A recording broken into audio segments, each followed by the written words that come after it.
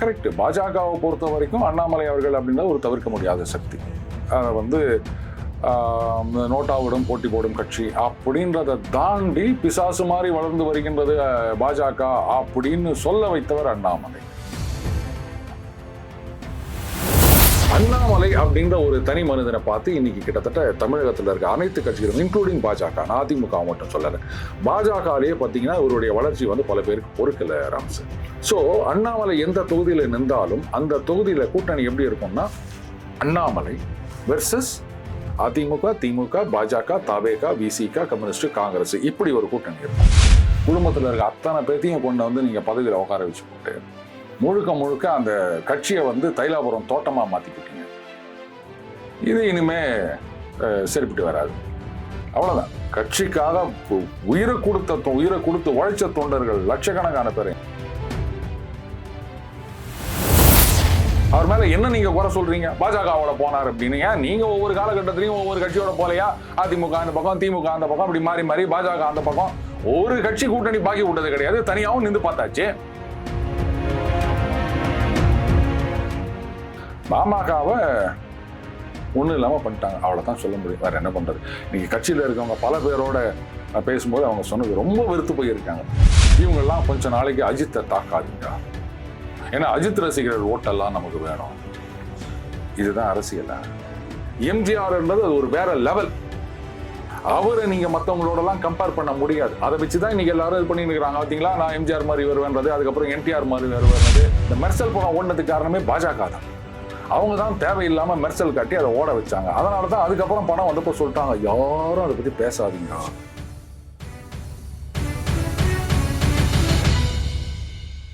Spectrum Tamil நேயர்களுக்கு வணக்கம். நம்மோடு அரசியல் விமர்சகர் டெய்லி பஞ்ச் அருண் இருக்கிறார், பேசலாம். சார் வணக்கம். வணக்கம் ராம்ஸ். ஜனநாயகன் வெர்சஸ் பராசக்தி, இப்போ இது வந்து பொலிட்டிக்கல் ஸ்டண்டா ஆகக்கூடிய சூழ்நிலை இருக்கு. முன்னாடி நாள் ஜனநாயகன் வருது, அடுத்த நாள் வந்து பராசக்தி அப்படின்ற மாதிரிலாம் இருக்கு. பராசக்திக்கு கொடுக்கக்கூடிய ஹைப்பு, சிவாஜி ரசிகர்கள் ஒரு பக்கம் நீ என்ன சிவாஜி அப்படின்ற மாதிரி சிவகார்த்திகேயனுக்கு எதிராக அவங்க போர்க்கொடி தூக்குறதுன்ற மாதிரி அது ஒரு பக்கம் வந்துட்டு இருக்கு. இப்போ சிவாஜி ரசிகர்களும் வாக்காளர்கள் தானே அப்படின்ற மாதிரியான இன்னொரு பார்வை வருது. இந்த அரசியல் காலத்துல இந்த பட ரிலீஸ் அப்படிங்கிறத எப்படி தாக்கத்தை ஏற்படுத்தும்? அதாவது ஒரு தாவேகா தொண்டர் ஒரு ட்வீட் போட்டிருந்தாரு. அவர் பயோல அந்த தாவேகா தொண்டர்னு போட்டிருந்தாரு, அதனால நான் சொல்றேன். அவர் என்ன சொல்லியிருந்தாரு, இந்த மாதிரி வந்து விஜய் ரசிகர்கள், தாவேகா தொண்டர்கள், நிர்வாகிகள் இவங்கெல்லாம் கொஞ்ச நாளைக்கு அஜித்தை தாக்காதீங்க, ஏன்னா அஜித் ரசிகர்கள் ஓட்டெல்லாம் நமக்கு வேணும். இதுதான் அரசியல. ஒருத்தர் அரசியலுக்கு வராருன்னா அது பாருங்க, ரஜினி ரசிகர் ஓட்டு நமக்கு வேணும். அப்புறம் இப்படி வாங்க, த்ரிஷா, நயன்தாரா, கீர்த்தி சுரேஷ், அப்புறம் காஜல் அகர்வால், இவங்க ஓட்டெல்லாம் வேணும். அப்புறம் ரஜினி, பிரபு, அருள் பண்ணணும்னா த்ரிஷா தான் இருக்கு இல்லையா சார்? வேற தனி மனித தாக்குதலையும் தனி மனித விமர்சனத்தையும் பர்சனல் கேரக்டரைசேஷன். ஒரு நிமிஷம், இந்த பக்கம் 4 பேர் சொன்னா அந்த பக்கம் 4 பேர் சொல்லணும். அதனாலதான் 4 ஹீரோ பேர் சொல்லும் போது 4 ஹீரோயின் பேர் சொன்னேன். ஏன்னு கேட்டீங்கன்னா, நான் ஹீரோ பேர் சொன்னேன்னா இது ஆணாதிக்க சமுதாயம், ஏன் ஹீரோயின் ரசிகர்கள் எல்லாம் வேணாமான்னு 4 பேர் கேள்வி கேட்பாங்க. புரியுதுங்களா? அதனால தான் என் நயன்தாரா அவர்கள் பேர் கூட தான் சொன்னேன். பாருங்க, இப்போ ஃபீல்டுல நடிக்கிறவங்க அப்படிதான் நான் சொல்ல முடியும். புரியுதுங்களா? சோ இந்த பக்கம் 4 ஹீரோ சொன்னா 4 ஹீரோயின் சொல்றேன் நான். சோ ஆண் பெண் சமம் அப்படின்றதுக்காக நான் சொன்னேன். நீங்க அதை தனி மனித தாக்குதல் எடுத்துக்கிறீங்க. அப்போ இந்த மாதிரி ரசிகர்கள் ஓட்டு வேணும் அப்படின்னு ஒருத்தர் பேசுறாருன்னா அது சொல்ல, அவர் வந்து யாரோ ஒரு சாதாரண தொண்டருங்க அப்படின்னு. கரெக்ட், இப்படித்தானே எல்லாருமே வந்து இவங்களால தானே கட்சி உருவாகின்றது அப்படின்னு. அந்த மாதிரி ஏதோ 2 சினிமா மோதுறதுனால இது அரசியலை தீர்மானிக்கும் அப்படின்னா முதல்ல இந்த மென்டாலிட்டியை விட்டு தள்ளுங்க. சினிமா அப்ப வந்து சினிமா புகழ வச்சு ஒருத்தர் வந்து சிஎம் ஆயிருவாரா? இல்ல சார், இப்ப ஜனநாயகன் ரிலீஸ் ஆகி அது நல்லா ரீச் ஆயிடுச்சுன்னு வச்சுங்களேன், மறைமுகமான விஜய்க்கான ஒரு விளம்பரமா இருக்கும். அதன் மூலியமாக வாக்கு சதவிகிதம், பிரச்சாரம் அப்படின்றதெல்லாம், ஏன்னா எம்ஜிஆர் அதை செஞ்சிருக்காருல்ல. ராம்சே, நான் ஒண்ணு சொல்லிட்டா, இது மறைமுகமான பிரச்சாரம்லாம் கிடையாது. இன்னைக்கு பெரும்பாலும் சினிமால இருக்கவங்க ஃபர்ஸ்ட் திங் இந்த நான் மக்களுக்காக நான் அதை செய்யறேன், நான் இதை பண்ணுவேன் அப்படின்லாம் சீன் போடுறது படம் ஓடணுன்றதுக்காக. புரியுதுங்களா? எப்படி இதை வச்சு இந்த மாதிரி பஞ்சு டைலாக் சொன்னா படம் ஓடும் அப்படின்னு கேட்டீங்கன்னா, உடனே 4 பேர் ஆஹா இவர் அரசியலுக்கு வருவாரா அப்படின்னு அவரு பின்னாடி ஆரம்பிப்பாங்க. அவங்க FDFSல ஃபயர் விடுவாங்க. இது ஒண்ணு. அடுத்தது இந்த மாதிரி பஞ்ச் டயலாக சொல்லிட்டு உடனே நாம சும்மா இருப்போமா? அடுத்த நாள் எங்கேயாவது ஏர்போர்ட்ல வந்து இறங்கினாருன்னா நீங்கள் அரசியலுக்கு வருவீர்களா அப்படின்னு மைக்கை கொண்டு போய் நீட்டுவோம்.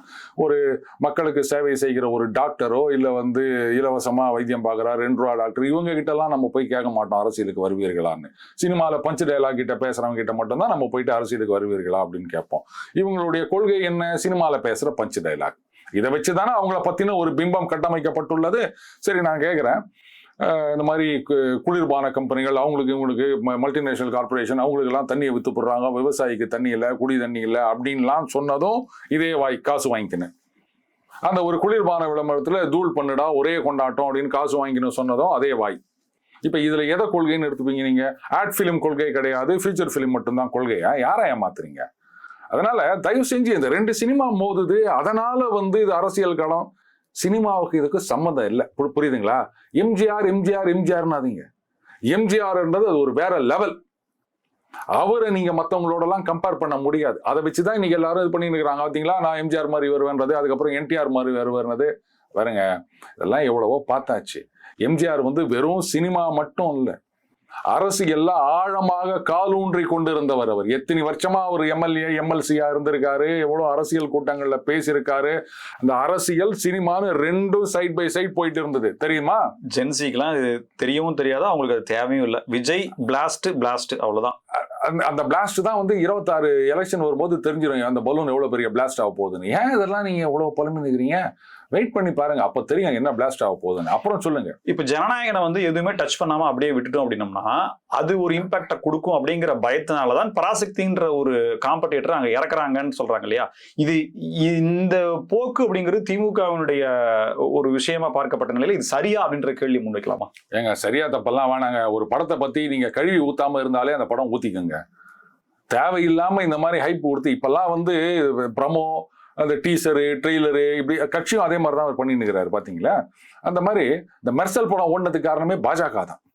அவங்க தான் தேவையில்லாம மெர்சல் காட்டி அதை ஓட வச்சாங்க. அதனாலதான் அதுக்கப்புறம் படம் வந்தப்போ சொல்லிட்டாங்க, யாரும் அதை பத்தி பேசாதீங்க, அதுவா ஊத்திக்கும்ட்டாங்க. அதே மாதிரி ஆயிப்போச்சு. அதனால நீங்க சும்மா இருந்தாலே அது ஊத்திக்கும். ஏன் தேவையில்லாம அதை வந்து நீங்க சூடு எடுக்க வைக்கிறீங்க? இந்த மாதிரி ஊத்த அது என்ன ஆகும்னா பொதுஜனங்கள் போய் பார்க்க மாட்டாங்க. இன்னைக்கு யாரு வந்து காமன் ஆடியன்ஸ்க்காக படம் எடுக்கிறாங்க? ரசிகர்களுக்காக தான் படம் எடுக்கிறாங்க. நீங்க இந்த மாதிரிலாம் வந்து ஹைப்பை ஏற்றி விட்டீங்கன்னா நம்ம தளபதி படம் ஓடும் அப்படின்றதுக்காக இவனே 10 தடவை போய் பார்ப்பான். அவன் காசு செலவு பண்ணி தான் போய் பார்க்க போறான், அவ்வளவுதான். வேற என்ன? சும்மாவே இருந்தீங்கன்னா அதுவா ஊத்தின்னு போயிடும். ஏன் கவலைப்படுறீங்க நீங்க? பாட்டாளி மக்கள் கட்சியில் நிலவக்கூடிய பிரச்சனைகள், அப்பா மகன் சண்டை அப்படிங்கிற குடும்ப விஷயத்துல இருந்து பொலிட்டிக்கலா நிறைய பரஸ்பர குற்றச்சாட்டுகள் அப்படிங்கிறது தள்ளி நின்று பார்த்தா அப்படின்னா இந்த மாதிரியான குற்றச்சாட்டுகள்லாம் வைக்கணுமா அப்படின்ற மாதிரியான ஒரு விமர்சனங்களும் வருது. என்ன நடக்கும்? டாக்டர் ராமதாஸ், அதாவது கட்சி என்ன ஆனாலும் பரவாயில்ல அப்படின்ற ஒரு முடிவுக்கு வந்துட்டாங்களோன்னு தோணுது. குறிப்பா ஐயா ராமதாஸ் அவர்களை பொறுத்த வரைக்கும் அந்த அளவுக்கு வந்து குற்றச்சாட்டுகள், என் காலில் விழுந்து கெஞ்சினாங்க அப்படின்றது. இன்னைக்கு அவங்க மகளா அவங்க பேசியிருக்காங்க. இந்த மாதிரி வந்து இதெல்லாம் பிச்சை, அந்த எம்பி பதவி அப்படி இப்படி அப்படின்றதெல்லாம் பேசியிருக்காங்க. நானோ என் குடும்பத்தினரோ இந்த மாதிரி சட்டசபை பாராளுமன்ற வாசலை மிதிக்க மாட்டோம், அப்படி நாங்கள் நடந்தா என்ன பண்ணுங்க அப்படின்னு சொன்னவர் தான் ஐயா அவர்கள். இப்போ வந்து பையனை சரியா வளர்க்கலை அப்படின்னா இத்தனை வருஷம் கழிச்சு தான் தெரிஞ்சுதா? குடும்ப சண்டை, கட்சியை குடும்பமாக்கி போட்டீங்க.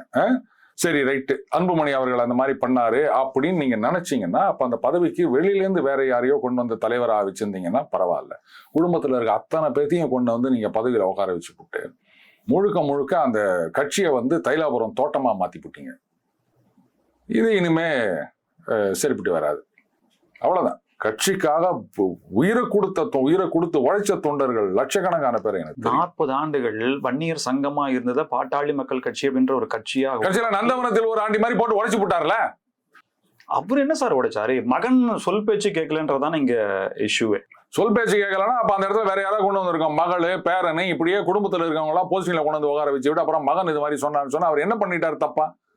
அவர் மேல என்ன நீங்க குறை சொல்றீங்க? பாஜகவோட போனார் அப்படின்னு. ஏன் நீங்க ஒவ்வொரு காலகட்டத்திலையும் ஒவ்வொரு கட்சியோட போலையா? அதிமுக அந்த பக்கம், திமுக அந்த பக்கம், அப்படி மாறி பாஜக அந்த பக்கம். ஒரு கட்சி கூட்டணி பாக்கி விட்டது கிடையாது. தனியாவும் நின்று பார்த்தாச்சு. ஏன் அப்பெல்லாம் தெரியலையா உங்களுக்கு? இப்பதான் தெரியுதா? அப்போ இந்த பிரிவினைக்கு பின்னாடி பாஜக இருக்கு அப்படிங்கறத நீங்க ஆமோதிக்கிறீங்க. ஏன் பாஜக இருக்குன்னு நீங்க நினைக்கிறீங்க? பாஜக தான் வந்து கட்சியை உடைச்சு இந்த கட்சி நாசமா போட்டான் அப்படின்னு நினைக்கிறாங்களா? ஒட்டுக்கா பாமக ஓட்டு வருது எப்படி, உடஞ்சு போய் வருது எப்படி? பாஜக எப்படிங்க இதுக்கு பின்னாடி இருப்பாங்க? சார், பாஜக கூட்டணிக்குள்ள வரணும்னு விரும்புது. ஆனா அதுக்கு அன்புமணி ராமதாஸ் வந்து ஓகே சொல்றாரு, ராமதாஸ் ஐயா வந்துட்டு நோ சொல்றாரு. சோ அதனால அவங்க 2 பேத்துக்குள்ள பிணக்கு. இதுதான் ஸ்டோரி. சரி, இதுக்கு பாஜக எப்படி காரணமா இருக்க முடியும்? நான் கேட்டேன்ல, ஒட்டுக்கா ஓட்டு வந்தா நல்லதா இல்ல உடைஞ்சு போய் வந்ததா நல்லதா? பாமக ஓட்டு உடைஞ்சா யாருக்கு லாபம்? என்டிஏக்கா இல்ல வேற யாருக்கு?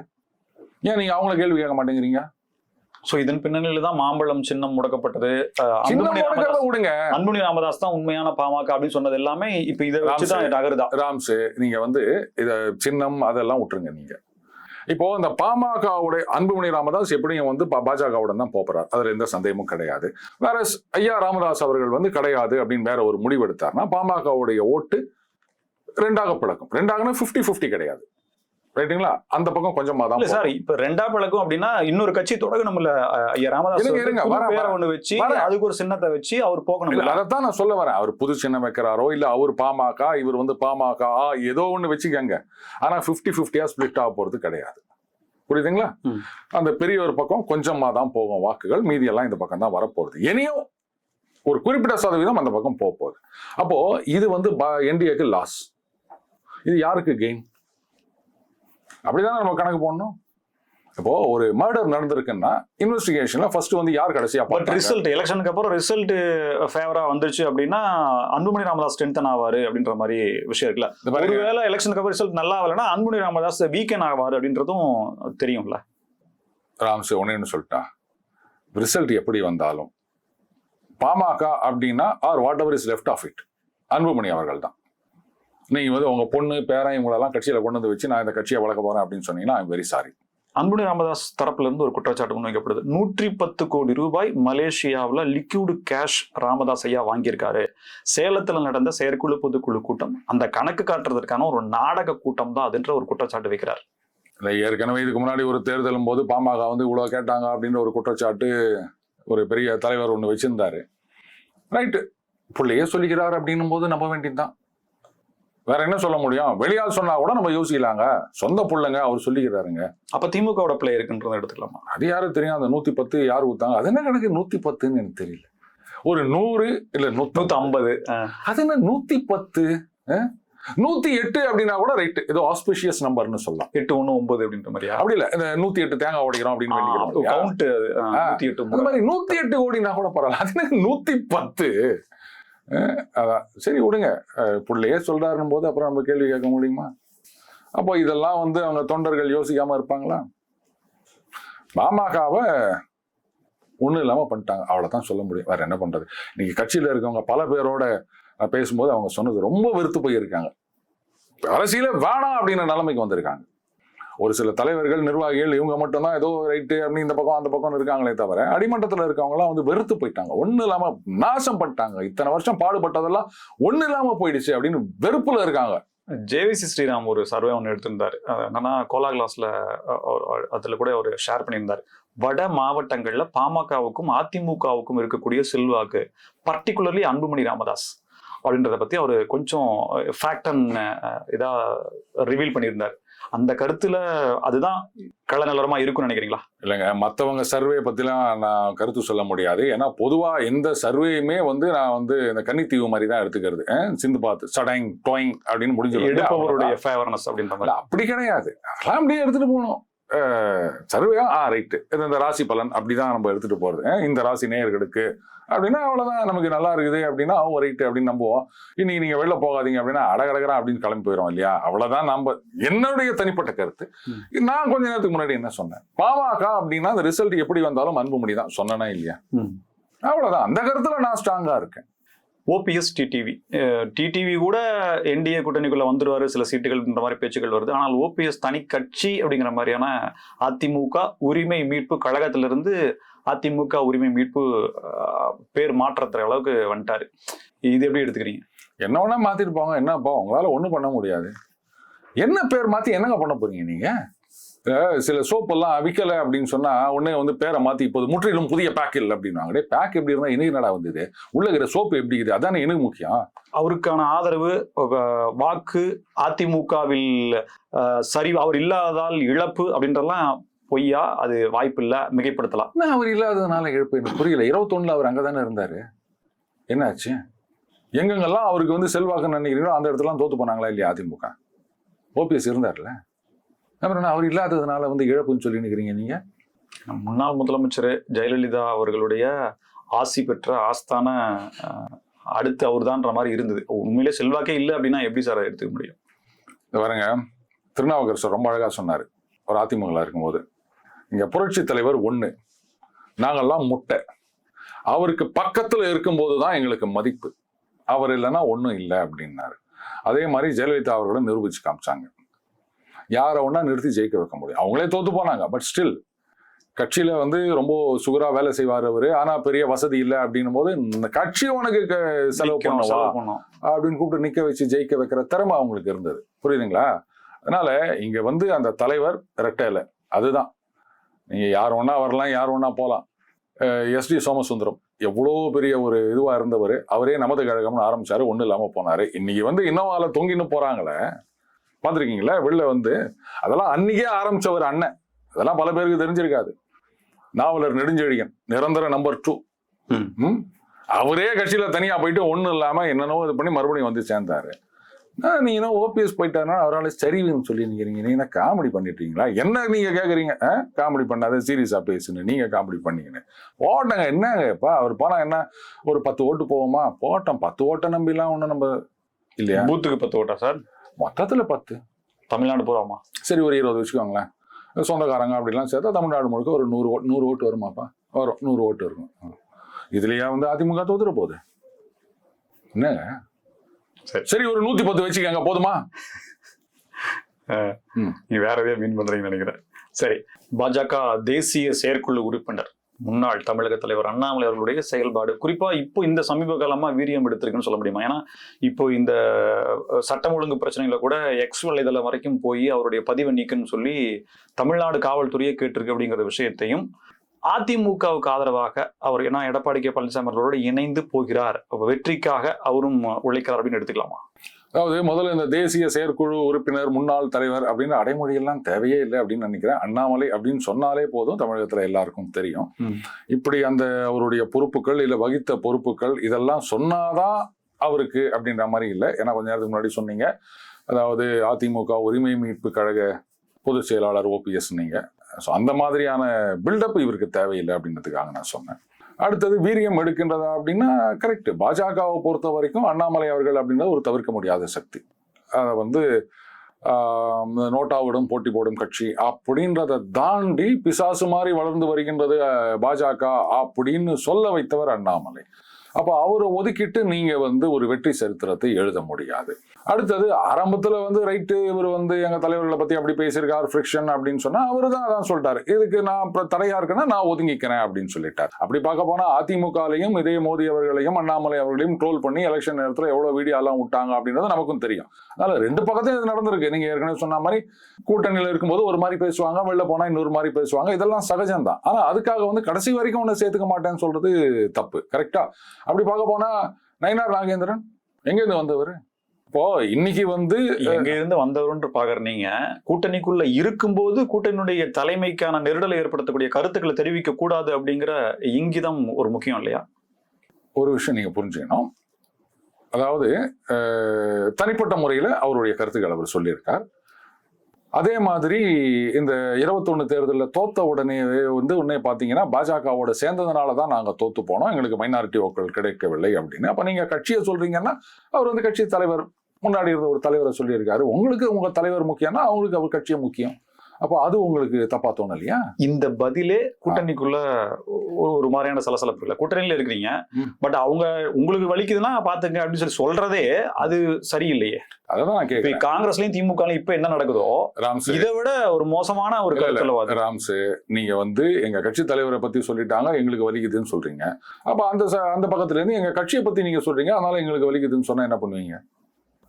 இதோட சேர்ந்ததுனாலதான் நாங்க தோத்து போனோம் அப்படின்னு ஒருத்தர் சொன்னார், அண்ணன் ஜெயக்குமார் அவர்கள். ஞாபகம் இருக்கா? 40,000 ஓட்டு இருக்குதுங்க. அவங்க எல்லாம் வந்து சொன்னாங்க என்ன எக்ஸ்ட்ரா லகேஜுங்க என்ன பண்றதுங்க அப்படின்னு சொன்னாரா இல்லையா? ரிசல்ட் வந்தது இல்ல சார். ரிசல்ட் வந்த பிறகு ரெண்டு பேரும் இணைஞ்சு போட்டியிட்டோம், ரிசல்ட் வந்தது இல்ல. ரிசல்ட் வந்ததுக்கான ஒரு ரிவீல் தானே.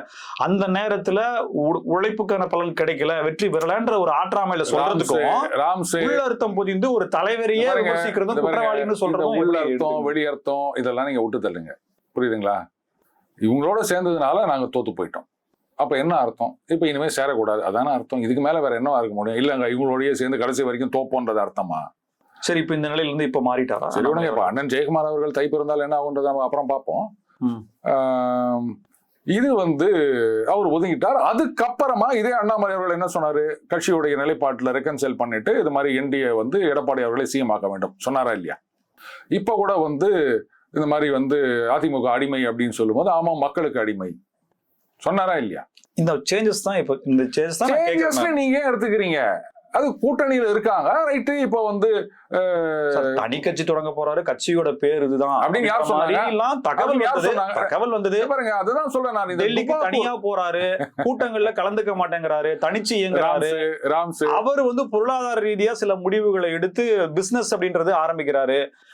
இதெல்லாம் பார்க்கும்போது என்ன நடவடிக்கை பாஜகவில் என்ன நடவடிக்கை அவர் மேல எடுக்கப்பட்டிருக்கு? ஒரு அழுத்தம் கொடுக்கப்பட்டிருக்கிறதா அப்படின்ற மாதிரி ஒண்ணு கேள்வி வருது இல்ல? சரி நான் இப்ப ஒண்ணு சொல்லிட்டேன். அதிமுக இருக்கவங்க யாருமே பிசினஸ் பண்றது இல்லையா? பாஜக திமுக இருக்கவங்க யாரும் பிசினஸ் பண்றது இல்லையா? இவர் மட்டும் தான் பிசினஸ் பண்றாரா?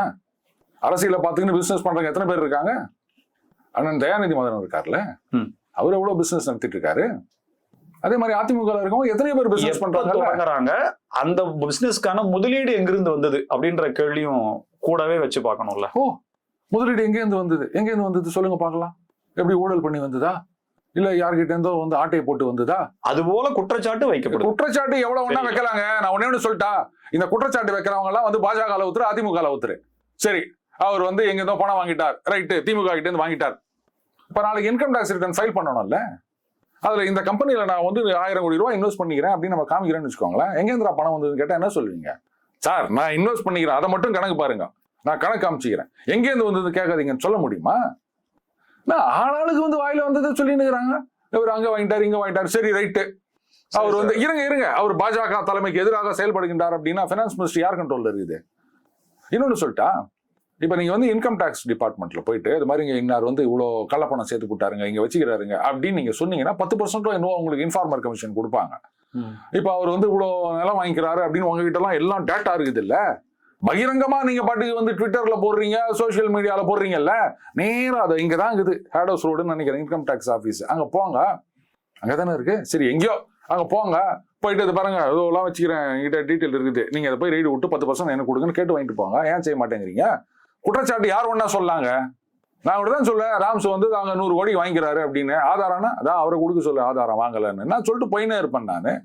எனக்கு உங்களை பிடிக்கல அப்படின்னா இதெல்லாம் ஒரு பேச்சா?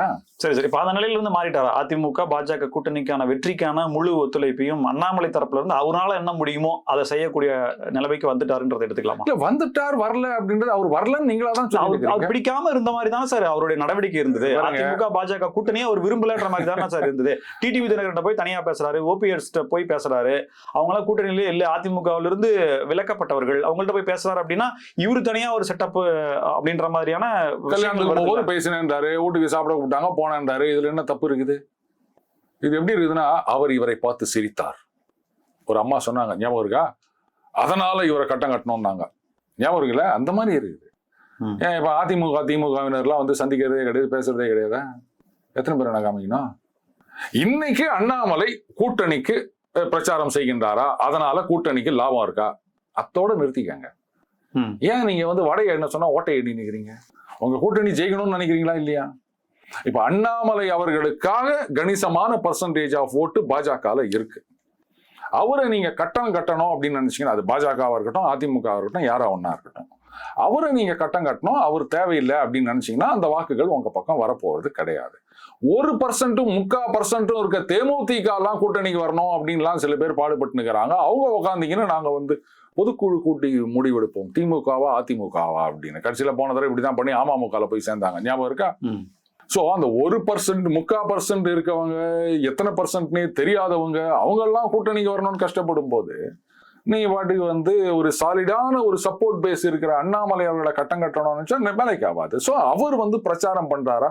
உங்க கூட்டணிக்கு தானே லாபம். இல்ல வந்து அண்ணாமலை பிரச்சாரம் பண்ற தொகுதியில ஜெயிக்கிறவங்க எல்லாம் வந்து அண்ணாமலைக்கு மட்டும் தான் ஏதாவது சொல்லிடுறாங்க. அந்த நிலைக்கு இப்பதானே வந்திருக்காருன்றதான் இங்க நிர்பந்திக்கப்பட்டு வந்தாரா இல்ல உண்மையிலேயே அவராகவே வந்தாரா அப்படின்றதெல்லாம் தாண்டி இப்பதானே வந்திருக்காரு அப்படின்றதான் இங்க ஒரு கேள்வியா வருது. இவ்வளவு நாளா இல்லையே அப்படின்றது ஏன்ற ஒரு கேள்வியும். நான் ஒண்ணு கேட்கட்டேன், அதிமுக இருக்க மாவட்ட செயலாளர்கள் தீவிரமா வேலை பாக்குறாங்களா? எடப்பாடி அவர் என்ன சொல்லிட்டு வந்தாரு? என்ன பேசினாரு மீட்டிங்ல? எத்தனை மாவட்ட செயலாளர்கள் இருக்காங்க அதிமுகல? ஏன் அவங்க தீவிரமா வேலை செய்யல? இப்ப அண்ணாமலைக்கு நிர்பந்தமானு கேக்குறீங்களா? அப்ப அந்த மாவட்ட செயலாளர்களுக்கு ஒன்னும் யாரும் நிர்பந்தம் கொடுக்கலையா? ஏன் அவங்க வேலை செய்யல? ஏன் லேக் இருக்கு? என்ன காரணம் சொல்லுங்க ராம்ஸ். அதனால நீங்க உட்காந்தீங்க அவருக்கு என்ன நிர்பந்தம், அவரு ஏன் இது மாதிரி பண்ணாரு, மாறிட்டாரா, அதெல்லாம் கேட்கறத விட்டுட்டு முதல்ல நம்ம கட்சிக்காரங்க என்ன பண்றாங்க அப்படின்றத பத்தி யோசிக்கணும். அதிமுக அவங்களுடைய நிர்வாகிகள், அவங்களுடைய மாவட்ட செயலாளர்கள் அவங்க முதல்ல சுறுசுறுப்பா வேலை செஞ்சாலே போதும். நீங்க வந்து அவர் ஏன் வந்தார் வரல அப்படின்றதெல்லாம் பின்னாடி வச்சுக்காங்க. அது பாஜகவுடைய தலைவலி. இப்போ ரீசெண்டா ஒரு சின்ன ஷார்ட்ஸ் அதுல என்ன சொல்றாரு அப்படின்னா, கஞ்சா என்ன இடத்துல இருக்கு, அதுக்கு மேல இருக்கக்கூடிய போதைப் பொருட்களுடைய அந்த கிரேட் என்ன, கஞ்சா எவ்வளவு கிலோமீட்டருக்குள்ள சர்க்குலேட் ஆகுது, கல்டிவேஷன்ற விஷயத்த சொல்லியிருந்தார். ஒரு எதிர்கட்சியாகவோ அல்லது உள்ளபடியே ஒரு சட்டம் ஒழுங்கு பிரச்சனையை எந்த அளவுக்கு ஆழ்ந்து பார்க்கணும், அதுல இருக்க டேட்டா என்ன அப்படின்றத உண்மையிலேயே ஒரு ஐபிஎஸ் அவர் கொடுத்த விளக்கம் அப்படிங்கிறது மக்கள்கிட்ட வேற மாதிரியான ஒரு பெர்ஸ்பெக்டிவை ஏற்படுத்துச்சு. இந்த மாதிரியான விஷயங்கள் அப்படிங்கிறது அதிமுக பாஜக கூட்டணியை பலப்படுத்தும் அப்படிங்கிறதுல மாற்று கருத்தே இல்லை. சோ இவருடைய இனி அடுத்த ஒரு நாட்களில் இந்த மாதிரியான பிரச்சாரங்கள் தொடரும்னு நம்பலாமா? நிச்சயமா நடக்கும். ஏன்னா பாஜக வந்து ஒரு வெற்றி கூட்டணியில் இருக்கணும், பாஜக இருக்கின்ற கூட்டணி ஜெயிக்கணும், பாஜகல இருந்து இத்தனை எம்எல்ஏ வரணும் அப்படின்னு அவருக்கு ஆசை இருக்காதா? அதனால தானே வந்து தனியா போலாம், இந்த தடவை இல்லைனாலும் அடுத்த தடவை கட்சியை கொண்டு வரலாம் அப்படின்றதானே அவர் எய்மா இருந்தது. இப்ப கூட்டணி வச்சுட்டாங்க, சரி ரைட்டு. இப்ப கூட்டணி வச்சாங்கன்னா நம்ம கொடுக்குற சீட்ல நம்ம ஜெயிச்சானோ அப்படின்றது அவருக்கு மட்டும் இருக்காதா? பாஜக தொண்டர்களுக்கு மட்டும் தான் இருக்குமா? அண்ணாமலை 26ல நிப்பார், என்ன கோயம்புத்தூர்ல என்ன தொகுதி அப்படின்றத அவர் தான் முடிவு பண்ணுவார். என்ன கேட்டா அவர் நிக்க வேணாம் தான் நான் சொல்லுவேன். நிக்க வேணாம்னு சொல்லுங்க. ஏன் சிஎம் கேண்டிடேட் அவரு கிடையாது. 26ல அவர் நிக்க வேணாம் தான் நான் சொல்லுவேன். ஓப்பனா சொல்லிட்டா, அதான் ஏன் ஹார்ட்டிங்கா இருந்தாலும் நான் சொல்லிட்டேன்.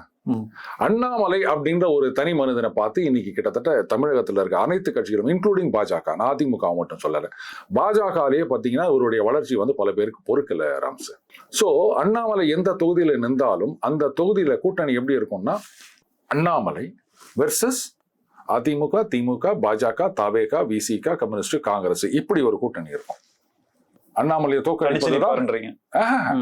பாஜக தாமரை சின்னத்துல அவர் நின்றாலும் கூட்டணி கட்சிகளும் சரி, வெளில இருக்க கட்சிகளும் சரி, எல்லாம் ஒன்றிணைந்து வேலை பார்ப்பாங்க. அந்த இடத்துல அவங்க ஒன்றிணைந்து விடுவார்கள்.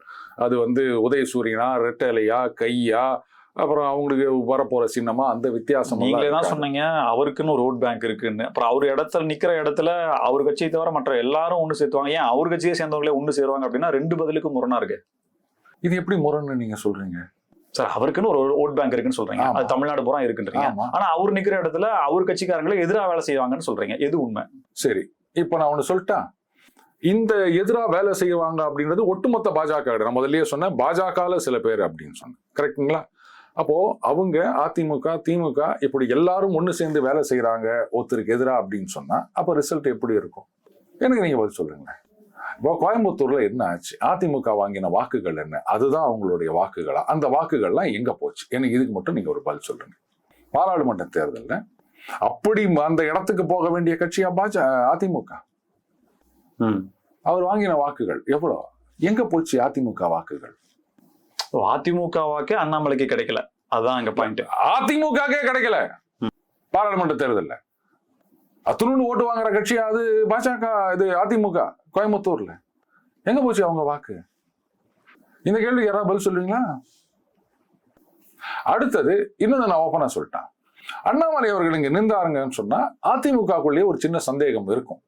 ஏன்னா ஒருவேளை தனித்து மெஜாரிட்டி கிடைக்கல, கூட்டணி கட்சியில நம்பி ஆட்சி அமைக்க வேண்டிய அவசியம் அப்படின்னு இருந்ததுன்னா அப்ப யோசிப்பாங்க, நாளைக்கு வந்து மந்திரி சபையில பங்குன்னு கேட்பாங்க, டெப்டி சிஎம்னு சொல்லுவாங்க, இவரை கொண்டாந்து டெப்டி சிஎம் உட்கார வையன்னுவாங்க, தேவையில்லாத கொச்சல்லாம் வரும். அதனால வேணாம் அப்படின்னு நினைப்பாங்க. சோ அந்த சந்தேகத்துக்கு இடம் கொடுக்க கூடாதுன்னு சொன்னா அண்ணாமலை அவர்கள் எலெக்ஷன்ல போட்டி போடக்கூடாது. இப்ப புரியுதுங்களா நான் ஏன் சொல்றேன்னு? அவ்வளவுதான். அது பாருங்க, நாங்க உங்களுக்கு கொச்சல் கொடுக்க மாட்டோம். எங்க டார்கெட் 2031 6/29 வாடவர். இப்போ நாங்க அப்படியே செகண்ட் பிளேஸுக்கு வரோம், அப்புறமா பாத்துக்கலாம் அப்படின் போது அந்த ஒரு பரஸ்பர நம்பிக்கையை கொடுக்கணும் அப்படின்னா அதுக்காக இதுதான் என்னுடைய பாயிண்ட் ஆஃப் வியூ. பட் அவங்க என்ன யோசிப்பாங்களா எனக்கு தெரியாது. ராம்ஸ், மிக்க நன்றி சார். பல்வேறு தகவல்களுக்கு நன்றி. நன்றி ராம்ஸ். நேர்களை மீண்டும் சந்திப்போம். இணைந்திருங்கள் ஸ்பெக்ட்ரம் தமிழோடு. நன்றி நேர்கள்.